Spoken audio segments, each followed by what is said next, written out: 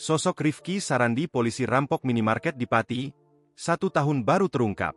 Kasus perampokan di sebuah minimarket di Pati, Jawa Tengah pada 27 Februari 2024 lalu, melibatkan seorang oknum polisi dan warga sipil. Oknum polisi yang terlibat berpangkat bintara yakni Rifki Sarandi, dan warga bernama Herlangga Nur Cahyo. Kabid Humas Polda Jateng, Kombes Pol Artanto, mengatakan kedua warga Pati tersebut sempat melarikan diri dan telah diamankan.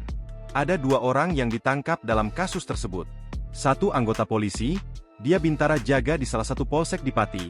Ungkapnya, Senin, 28 April 2025, dikutip dari tribunjateng.com. Kombes Pol Artanto menjelaskan Rifki Sarandi merupakan polisi bermasalah. Pria 30 tahun itu sudah 2 kali menjalani sidang disiplin dan kini terlibat perampokan.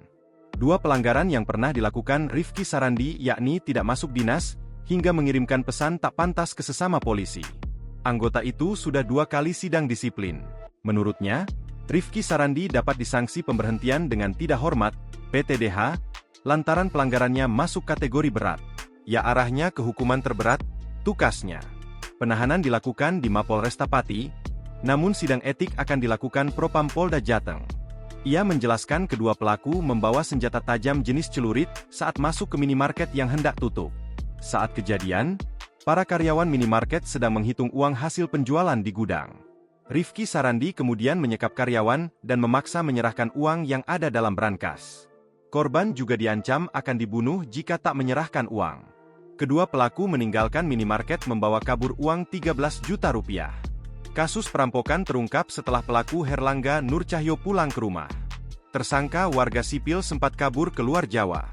Dia pulang sebulan lalu, Polresta Pati lalu menangkapnya, tuturnya.